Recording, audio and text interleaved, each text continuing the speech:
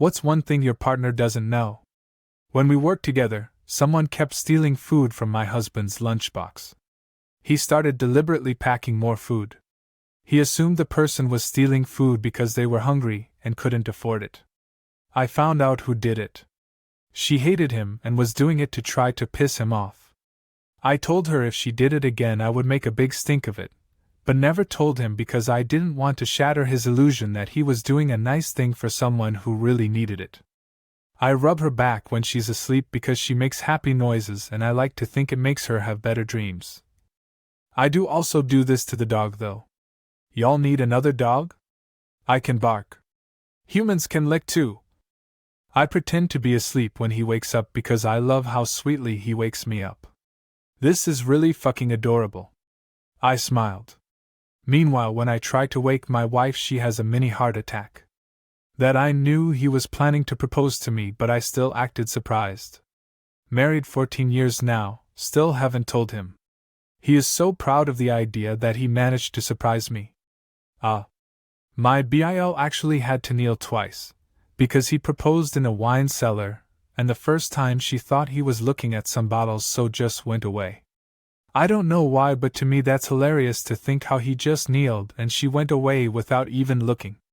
My wife thinks I always fall asleep next to her when we cuddle at night. We go to bed at different times, but I jump in for a few minutes to snuggle before she zonks out. I just fake it. But it makes her super happy, so every time, I pretend to drift off and she has to wake me, and it makes her laugh every time. This has been going on for 9 years. She'll never know. Whenever we get fast food to go, she enjoys eating the extra fries which have fallen out of their carriage and into the bag. I'm not really sure why she enjoys them so much, but whenever there aren't any, I drop a few down when grabbing my fries secretly, and then give her the bag. It's been 8 years, haha. I always grab my fries last and she's never noticed. Holy cow! After all of these comments, I'm definitely getting a burger and fries tonight. I put no salt into his salt shaker he keeps on his table near his video games. He is notorious for oversalting his food and has high blood pressure. I've been doing this for almost 4 years now. He can't tell the difference. When we were dating, she tickled my feet and I acted as if I wasn't ticklish. 13 years later, she will tickle them and be amazed I am not ticklish every time it tickles. I have to hide this forever. That when I tell her I don't want her to make cookies cause we are being healthy, that I really want her to make cookies. My wife is the worst for this. I do the shopping and she always tells me not to get any sweet snacks because she is on a diet. Then a couple of days later she will be asking me where the sweet snacks are. Very early in the relationship, after the second date, his monitor broke right on Sunday. I knew he was an avid gamer. So I quickly bought a 27-inch monitor on eBay and told him I had that laying around.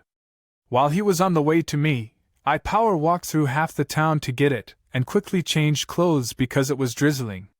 He had low income and no money, and I didn't want him to feel like he's in my debt. We're over 2 years together now. I try to give her the better half of life. If there are 2 pieces of pizza left and 1 piece is burnt, I'll take the burnt one. She gets the good piece. If I'm going to shower and there's 1 normal towel left, I will use a hand rag or something to dry off. She gets the towel. If there's that unwanted end of the bread loaf, I'll make myself a sandwich using that sad end piece. I'll then make her sandwich with the good pieces. I do this all the time for the smallest things. She never knows. I try to make her life better in those small ways. If he's out of town, I go completely feral for the first 1 or 2 days. Candy for breakfast, falling asleep in the couch, beer with dinner on a weekday, clothes on the floor, recycling bag overflowing. Then I shape up. When he comes back, everything's back to normal. But man, does it feel good to be a sloppy pig sometimes. Yup. First I clean the house really well, then I pig it up with my piggy little mess, then I clean it again before he comes home. In the meantime, I'm binging all of the trash TV, hair and face masks, crackers and cheese for dinner, boxes of wine, takeout, weed inside zero pants, The Bachelorette works. He's not even controlling, at all, or particularly clean, it's just fun. Reminds me of when my parents would leave for a weekend when I was a teenager. When we watch movies together, we always snack. One of our favorites to munch on during the movie are the Sour Punch bites. She takes all the blue ones because I don't like them, and they are her favorite. Always says how lucky she is that worked out like that. The blue ones are also my favorite, but she can have them. He doesn't know just how excited I get when he gets home. I just love being around him. The dogs can hear the garage door open better than I can, so I use them as a sort of notification that he's here. But he also doesn't know how to shut the fucking kitchen cabinets. The number of times I've almost brained myself because I stood up and the corner of a door was right above my head is absurd. She suffers from depression, and when she hits a slump she feels like laying in bed and doing nothing, even though 99.9% of the time just getting out of bed and doing something, anything, will make a dramatic difference in her day. So usually when she hits a slump I'll manufacture some fake emergency that only she can help me solve, like, "Hey babe, I think one of the cats has a scratch on his face but he won't hold still for me to look." Of course, the cat is fine, but I just tricked her into getting out of bed and doing something, and that's always the hardest part. That her mental illness is killing me. I just wish she could be free of it, for both our sakes. I hate seeing her struggle so much. This is me. Please get help. I'm burned out from being her caregiver and it's not her fault, but it's killing me. I'm more depressed than I've ever been before, chain smoking joints like they're cigarettes, and getting out of bed is a struggle. I'm in therapy and she's in therapy, but it doesn't seem like enough. I still have to watch her suffer and still have to be there for her. But you can get help for yourself too. It's essential you do if you want to have a chance together. Get therapy for yourself and be honest. That I have a folder of photos on my computer called Places I Have Found My Wife's Shoes. That is legitimately filled with thousands of pictures of my wife's shoes that are either in the closet or shoe rack. I started it years ago as a joke and it has gotten out of hand. This is hilarious, and I also have a folder of my husband doing projects around the house. They are all with his back to me because he refuses to bend to my will, and I have just learned to be sneaky about being proud of him, and now I hoard all my love to myself.